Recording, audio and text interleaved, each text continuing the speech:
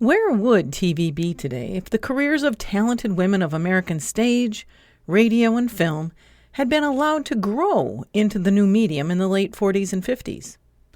In this season of Advanced TV Herstory, we look closely at the anti-communism movement and discover it as a ruse for sexism, racism, and xenophobia. This episode looks closely at racism, and we're fortunate to have an expert in the house. Thank you for joining us here on Advanced TV Herstory. I'm your host, Cynthia Bemis Abrams. I am thrilled to have Dr. Charlene Regester, author, scholar, and all-around good sport, in the virtual studios of Advanced TV Herstory today. Welcome, Dr. Regester. Thank you for inviting me and having me. She wrote a book now 10 years ago, I think, African-American actresses, and it was all about the pre-civil rights era careers of some very talented women whose careers never got the opportunity to shine that we would have liked. And I knew that Dr. Regester was a perfect person to sort of complement the work and the conversations that Dr. Stabile and I had had. So, Dr. Regester, help us understand your current work and the classes that you teach and what you're feeling in the classroom today as you talk about these important issues of racism and ageism and sexism. Okay, currently I'm working on another project, but particularly with African American entertainers before the 1960s. But in this instance, I'm focusing primarily more on men than women, just because I wanted to sort of broaden my perspectives about this particular era. However, in this instance, rather than exploring how they were denied visibility, I'm really addressing how the Jim Crow era impacted how they were depicted on screen, and also how the roles in which they were cast reflected Hollywood's anxiety with the issue of race. So, but anyway, and of course, my first work on Black actresses really sort of spawned my thinking about this particular era and a number of performers who were cast on screen in that particular era. But in addition to working on these book projects, we also are required to teach a number of courses. And since I'm in the Department of African American, and Diaspora Studies, I teach two classes. One is a kind of general historical chronological overview of the Black cinema experience from the beginning up to the present. And then the second class I teach focuses on films that address racial masquerades where people pass or they are masquerading an identity. And even though it's on racial masquerades, I also talk a little bit about how people transform themselves or masquerade themselves on the basis of class, gender, age, disability, and sometimes even voice. So even though it's primarily focused on racial masquerades, I also look at these other forms of masquerading just to convey to students that it's not limited necessarily to racial masquerades. And also, I try to invoke this notion that we all pass. There have been instances where we might be from a lower class, but then we try to sort of pass or transform ourselves or transcend into another population as though we are not. And certainly as you get older, many people always try to pass on the basis of age. So anyway, I try to give them other perspectives about passing. So those are the two primary courses that I teach. Don't those sound like fascinating classes? We could all stand to spend a few hours a week learning and thinking about passing. A lot goes into how entertainment and TV feeds our bias. Dr. Regester may just have to come back for more conversation, this scholar and thinker. What was it back growing up that you knew that this was the area that drove your heart? Well, honestly, I'm not sure if it was anything in terms of my growing up that influenced me to get into film studies. But what happened is, I attended UNC Chapel Hill undergrad school, and when I got into college, there was one class that was offered on Black cinema. That was like one of the most fascinating classes that I'd had, even though I was an English undergrad major. So I think it was that introduction to that material that probably influenced me and encouraged me to decide if I want to do something for the rest of my life. And they always say, do things that you're most fascinated about and don't worry about making money necessarily. So I was particularly interested with Black cinema and film history. And so that was why I pursued this particular era of study. When I was an adolescent, the Black exploitation films and that era, I sort of grew up in that period. And I'm certain that might have influenced me as well. But I think it was really the class that really sparked my desire to want to, pursue African American film history.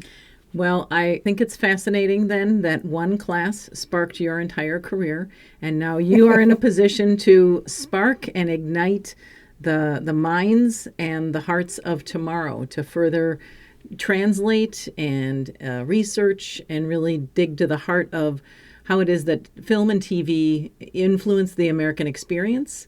And by American experience, we mean a very, very colorful America that isn't necessarily limited to only those who are born here. But, media is a very powerful, powerful tool. So, listeners, we talked a little bit about the fact that Dr. Register's book, the book that is actually focused on film, has a tremendous applicability to what we realize now is the reality for even TV performers. And so, Dr. Register, explain in your best sort of 100, 200 level way what those film and TV roles looked like for the African American actor or actress in the 50s and early 60s into the 60s.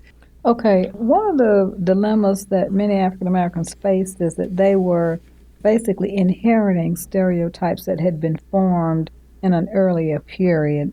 And so because of that, they found very limited and restrictive opportunities in film and television.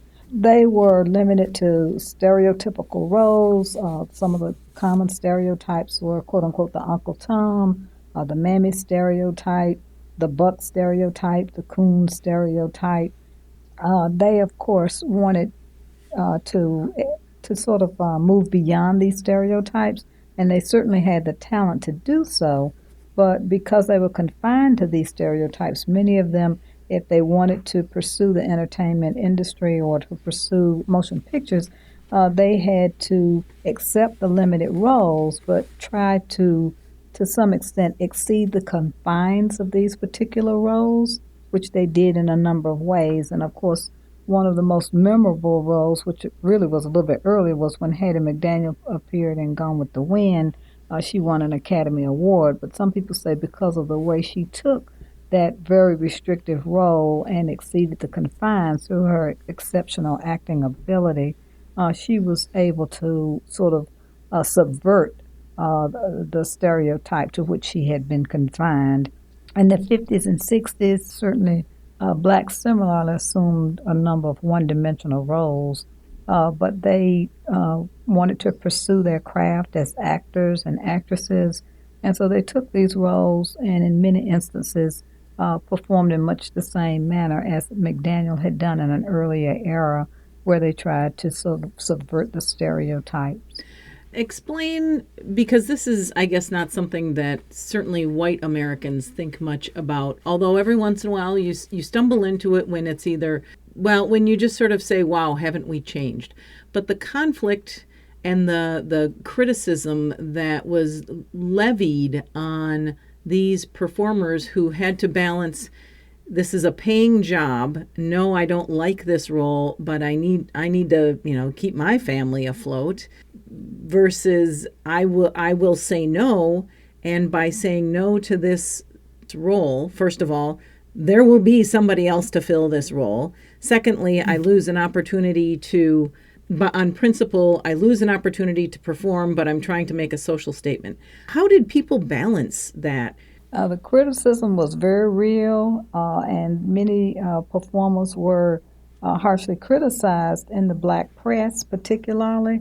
But they also had the support from a number of organizations who realized that if there is no representation, however harmful it might be, that might be better than perhaps not even being part of the landscape. So I think they all negotiated it in their own way and on their own terms. And I think they negotiated it by, even if they assumed such damaging roles in their off-screen life, they were very much politically involved. So you could almost say that this was a way to rationalize the dilemma that they confronted. And I would say that dilemma to some extent still exists today, where performers have to take awful roles early in their career in order to become the sort of legendary stars that they might become later. Because most people don't instantly come out and land a huge role and become a major star. So that dilemma still exists for many performers, and it's not just African American performers, but perhaps all performers.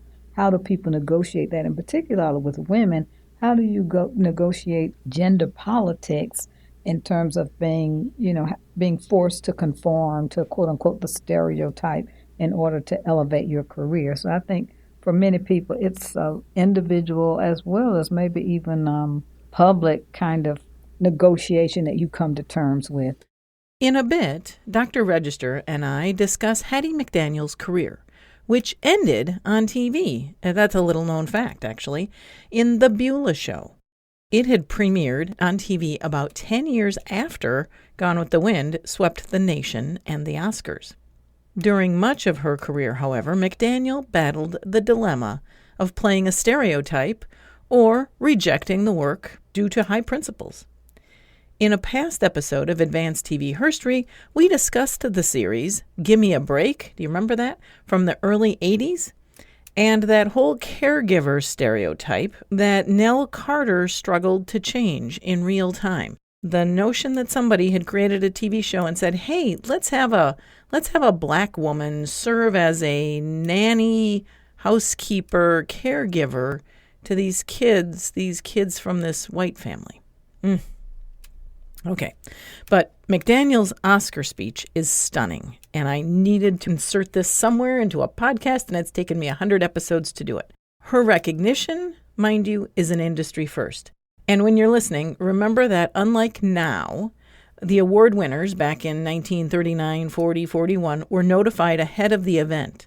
So actress Faye Bainter's introduction sets the stage. That introduction is almost as important as McDaniel's speech. I'm really especially happy that I'm chosen to present this particular plaque. To me it seems more than just a plaque of gold. It opens the doors of this room, moves back the walls, and enables us to embrace the whole of America. An America that we love, an America that, almost alone in the world today, recognizes and pays tribute to those who give of their best, regardless of creed, race, or color. It is with the knowledge that this entire nation will stand and salute the presentation of this plaque that I present the Academy Award for the best performance of an actress in supporting roles during 1939 to Hattie McDaniel.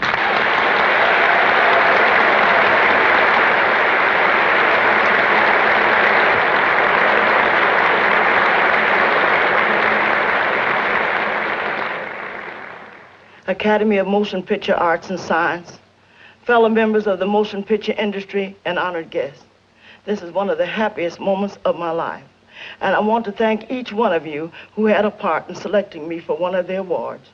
For your kindness, it has made me feel very, very humble, and I shall always hold it as a beacon for anything that I may be able to do in the future. I sincerely hope I shall always be a credit to my race and to the motion picture industry. My heart is too full to tell you just how I feel. And may I say thank you, and God bless you. This powerful clip is available online from the Academy of Motion Picture Sciences, and I've included the link in the show notes. As Dr. Regester was talking about the conflict and the criticism, and in reading in her book and then following up with an extensive biography that was released just a few years ago on Lena Horne, I came to understand just the level of power also that the black press had. And so, Dr. Regester, if you can help us understand the black press and the kind of power that they weighed in what it was very much a segregated part of the industry of entertainment. Certainly, the black press played a substantial role because during the era of segregation, blacks had their own newspapers. All of these newspapers that were primarily in major cities throughout the country, they really became the voice of the African American community. So, for example, when Lena Horne signed her contract with MGM, it stipulated that she would not perform on screen in subservient roles. And so this, of course, was a very important point in terms of how black performers could fight back or could oppose the restrictions that were imposed on them. And it was widely circulated in the black press. And I also recently read that with respect to the Amos and Andy television show, that the black press played a major role in both opposing the show and as well as critiquing it, and that earlier in the 1930s, I believe prior to the show coming to TV when it was in radio, the Pittsburgh Courier newspaper had taken the actual reconstruction of black life through these white performers in the Amos and Andy show, had taken them to task for, it wasn't so much the masquerading. Well, of course, the masquerading was offensive, but in addition to that, it was the fact that it was their depiction of black life as though it was comical, as though it was meaningless, as though, blacks only engaged in joking with one another, not really living real lives that confronted serious problems and dilemmas. So the Pittsburgh Courier took this on with respect to the radio show in the 1930s.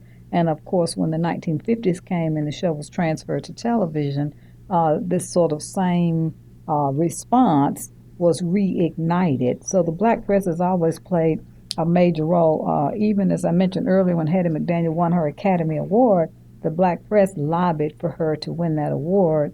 So they've always played a pivotal role in lobbying for the causes that blacks have embraced and endorsed.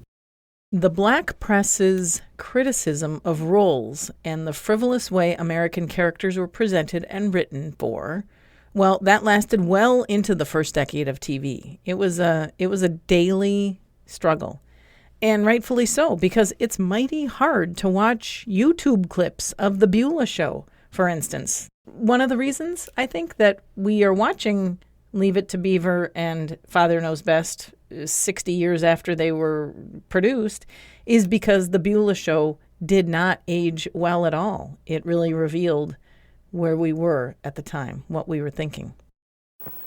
As we look in on Beulah this afternoon, she is busily trying to finish knitting a sweater. You see, purl 4, knit 4, drop 2. Here's where I drop everything. Come on in, Oreo. Beulah, I must talk with you about something. What are you doing, knitting? I'm not baking a cake. Wish you'd teach me to knit sometime. Maybe I'll take a year off one day and try. What is your trouble, Oreo? Oh, it's Mr. Sprague, the Iceman. Why come to me? I barely know him. Oh, Beulah, he's making eyes at me. And I just know I'm going to have an awful time getting rid of him. Then just stop putting out the ice wanted sign and he'll drive right on by. Oh, I couldn't, Beulah. He's madly in love with me. I wouldn't want to break his heart. You know, he says I'm the most mental girl he knows. You sure he didn't say mental case? Like the Beulah Show, another radio favorite, The Goldbergs, transitioned over to television in the early days of TV. These were shows that looked into the lives of folks considered other, air quote, other, folks like African Americans and Jewish immigrants. The Beulah Show originally cast Ethel Waters, that's the voice actually that you just heard in that clip, who was a highly regarded singer in the title role. Waters ultimately found more opportunity and more money on the concert circuit just as the Beulah Show was getting launched, and she ultimately backed out. Hattie McDaniel stepped in as Beulah for nearly 2 years until her death, and there was no third Beulah. But You are able to listen to episodes of The Beulah Show on archive.org. Just go ahead and search Beulah, and that link will also be in our show notes. So there is proof out there, both video and YouTube, and also audio of The Beulah Show. And it's a good perspective to have. Dr. Regester, because you teach this and talk about it and are gracious in the way that you introduce some rather difficult subjects that white people still have a hard time talking about. Why do you think it is then that the Beulah Show is largely forgotten as the TV pioneer, and instead we credit Julia and Diane Carroll with being the first TV series that featured a woman of color? In the later era of the 1950s, it became problematic in part because America was changing in terms of its racial attitudes. So we began to see the Brown versus Board of Education, which takes place in the 50s. The civil rights movement is gaining momentum in the 50s. So I think people had tired of some of the stereotypes and one-dimensional roles that blacks had assumed previously. So my assumption is that because things were changing politically, this influenced the dissolution of that particular television show. And I know this might be a little stretch beyond your normal scope of research and knowledge, but even when Julia appeared in 1968, didn't it encounter some criticism from the black press in particular that it all seemed a little contrived? It was very harshly criticized, in part because they showed Diane Carroll, who plays the part of this nurse who is single, who's pretty much just trying to carve out a living for herself and for her child. But what people were offended by is that she almost became a white imitation of blackness rather than living a black life. It almost seemed that she was very disconnected from the black community. Rarely did you see her being ingratiated into the larger African-American lifestyle. So people were very critical of her. One scholar in particular who talks about the show is Donald Bogle, and he said that she just seemed almost like a Barbie doll. There was hardly any, in terms of the way she looked, there was never anything wrong with her. She was always so perfect until she almost seemed like totally unrealistic. And so I think that's what people were disturbed by. Just as women and all performers of color were doing 30 years earlier in the 30s and in the early 40s, accepting a role that was not perfect, but still it offered up representation. You just still have to appreciate the fact that while Julia was on TV and white people were actually watching it, and that was who the advertisers were targeting, Diane Carroll had this opportunity. She made the most of it. It's now part of her legacy and her place in TV Herstory. She talks about it in her autobiography, and I think it's fascinating because I don't think that Hattie McDaniel or Ethel Waters or Diane Carroll were given the credit for the breakthrough that perhaps they deserved, and the opportunity that was made available to them, which they took and ran with. And that's the only way you make progress, right? Right, that's right. Somebody's got to be the sort of case study or the first case or first example. Yes. Most people have some knowledge of Julia, the TV series, being the series that broke the color barrier. But in fact, even the Ethel Waters show preceded it by 20 years. Two talented ladies who have nearly vanished from Herstory, Ethel Waters and Hazel Scott. Oh my gosh. Dr. Regester explains. She starred in her own show called The Ethel Waters Show, a variety show that featured Waters as a musical prowess, June 14th, 1939. And Ethel Waters and Hazel Scott both were very talented women who graced stages around the country, granted segregated stages. Both of them appeared in films. They also had a bit of a European following. Hazel Scott was briefly on TV from July until the end of September of 1950, and then her name was entered in the Red Channel's publication that Dr. Carol Stabile goes into great depth about, and we talk about in other episodes of this podcast. What is Hazel Scott's legacy overall to performers of color? Okay, the first thing I'd say about Hazel Scott is she was definitely brilliant as a musician. She was a pianist and she was characterized as a child prodigy because she received a scholarship to Juilliard School of Music when she was like 10 or 12 years old. And she was actually trained as a classical concert pianist, but she altered her style and became more of a kind of jazz artist in order to make money.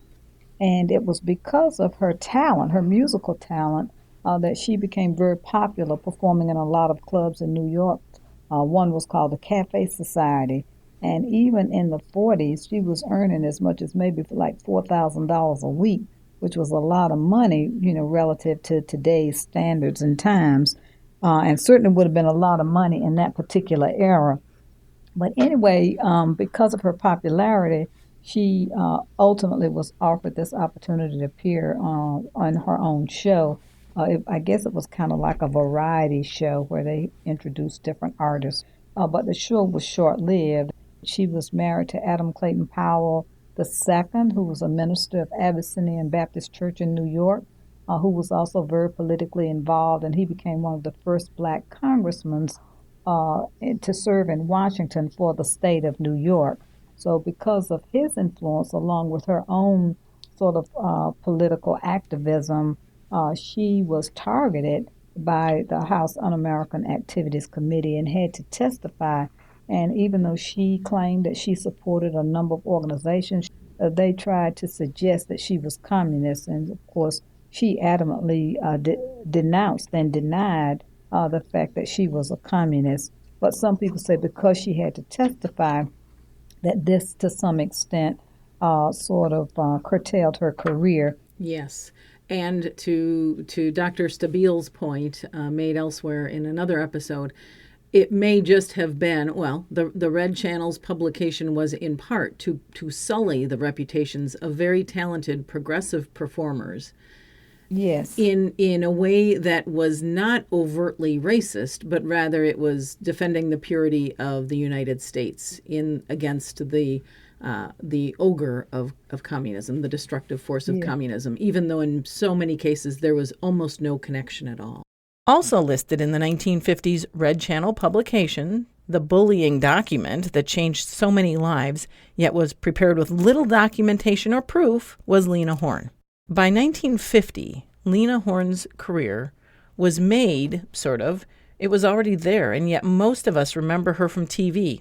She was a presence and a voice for civil rights, and among the few who, on TV, sang "It Ain't Easy Being Green" with Kermit the Frog. Now that's a YouTube episode you need to look at. Career and Dr. Regester, explain the typical role that Lena Horne would have and why it is that we don't really think of her as a film star today. Well, unfortunately, when she stipulated in her contract that she would not be cast as a maid, they, of course, had not that many other options in terms of casting her in other ways. So they basically had her sing in most of her performances on screen, and she would basically show up, sing a song, and then be disconnected from the plot. She was never really integrated into the plot or made a character in the larger narrative of the story. And part of this was attributed to the fact that when these films toured south, they could cut out those scenes in which she appeared. She does have a lead in 2 all-black cast films, Stormy Weather and Cabin in the Sky. But aside from those 2 films, both of which were musicals, aside from those films, when she's in sort of mainstream films, she basically just comes in, performs, and is disconnected from the plot. And then one of the things that I detected about her performance is that in most of these instances in the mainstream films, she performs on screen alone. She's not engaging with anybody in the way that somebody like Judy Garland would have been. She is alone on stage, whereas other performers would be allowed to dance around a bevy of or a line of men or something like that. She was basically alone on stage. And there's a real interesting scene in one of her films where they have mirrors in the background, so they provide multiple images of Horne. And I argued, did they do this deliberately to make it look like there are other people on stage with her as a way of trying to trick audiences? And so anyway, I don't know if that theory is true or not, but that was one of my theories about how she was depicted on screen. And in fact, there's a later film called Dreamgirls about based on a singing group, and Beyonce's in that film. And when one of the persons in the film leaves the group, they have mirrors on the stage. So I say they're doing the same thing that they did in the Lena Horne film in the earlier era. So anyway, she was confined to these one-dimensional roles, and she became incredibly frustrated. Important stage to set, listeners, to understand the career of Lena Horne, which actually has some very, very separate chapters. You know how when people put in their LinkedIn profile that they're this, comma, and they're that, comma, and they're the next thing? She was a singer, yes, and she was an actress, yes, but that frustration, which then earned her the label difficult to work with, as we all hope to get that label someday, right? It means we're making a difference and we're raising some issues that others don't want to necessarily talk about. She was well known in the industry for sort of being isolated. Of course, the segregation encouraged a lot of that isolation, and she wanted to break through that, and her skin color was such that she was very tempting, that they were always very interested in casting her, but then ultimately the power structure declined and did not send her the roles that she thought she was deserving of, and very well. And, there was just the movie industry in particular was prolific at that time, but it was not opening the doors to this woman who started out so incredibly young in the business. So by the time TV rolls around, she is in a sense a legend. She was a voice from the entertainment industry willing to chime in on civil rights, on equity, on the Jim Crow laws. She, I believe, went to Cuba, and she sang a song called Democracy Now!, which was not that widely released or made available, but it certainly seemed to coincide with her sort of heightening political activism. Also, she had been close to Paul Robeson throughout her career, so I'm sure that the people she surrounded herself with also influenced and heightened her activism as well. And she, of course, was always involved with the NAACP. She appeared on the cover of the Crisis magazine numerous times. So she always remained and is widely known for being very much an activist. And her activist days, actually, it was just fascinating to read that, there it is, the middle of, unfortunately, the more violent days of the civil rights era. She was toward the front of the crowd when Dr. Martin Luther King and thousands assembled on the Washington Mall. She also had just visited Medgar Evers literally the day before he was assassinated, and was due to be on the Today Show the next morning to talk about what was going on. And was stunned to wake up. She has to prepare because at this point she was a face of the civil rights movement.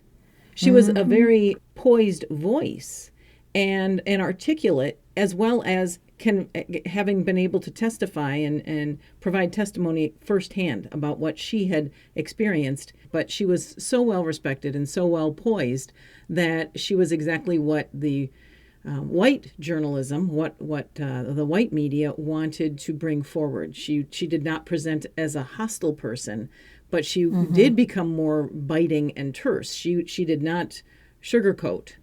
Then, as as TV evolved, she ended up with lots of different opportunities to be guests on things, to have TV roles, but never really got the show that I think she thought was her due. So not necessarily remembered for her film career, Lena Horne, however, does feature prominently in TV's long-standing chronicle of American civil rights. On film and in life, it seemed she usually stood on the stage alone.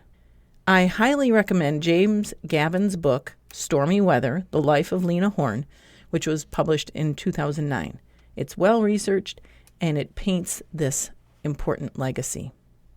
This has been a great conversation. I think you and I, Dr. Regester, could talk for hours about some of this stuff and just the perspective that your scholarship brings to this topic and really makes it understandable for people who had never thought too much about this or never had the chance to take this sort of a course when they were in college or high school. We have been talking to Dr. Charlene Regester from the University of North Carolina, Chapel Hill. And I stumbled upon Dr. Register's body of work, actually, by reading Dr. Carol Stabile's book on the Broadcast 41, Blacklisting, and its impact on the careers of TV women. Dr. Regester, however, wrote African American Actresses, The Struggle for Visibility, 1900 to 1960. And it is a deep dive into the earliest days of film, which is always the more fascinating. That's the bedrock of what we think about today. And Dr. Register's book was published by Indiana University Press. Is that right, Dr. Regester? That is correct. And you're working on some other books, perhaps the male version of it? Yes? Somewhat. Slowly? Somewhat. And if someone would want to get a hold of you, how? They could access my email through the university if they wanted to contact me. All right. Dr. Charlene Regester, it's been a pleasure to have you on Advanced TV Herstory. We appreciate your time today and wish you the best of luck as you continue your research and prepare for your next series of classes with America's budding youth. Listeners, 4 years of podcasting, and this visit with Dr. Regester was indeed a highlight. Check out the show notes for the links of the TV series and the books that we referenced, and also go to tvherstory.com for information about our social media handles, transcripts, and archives. Thank you again to Dr. Charlene Regester, who was our guest today, and also a big thanks to Aaron Schmidt of the University of North Carolina, Chapel Hill Media Resources Center, who assisted with recording our conversation. We have helpers and friends all over the world. This podcast season is edited by the ears of Catherine Yang, theme music by Jazzer, and it's called Take Me Higher, found at freemusicarchive.org. Lastly, thank you for tuning in to this important episode. Do let me know what you think or how we can continue the conversation. This is Why I Podcast. I'm your host, Cynthia Bemis Abrams.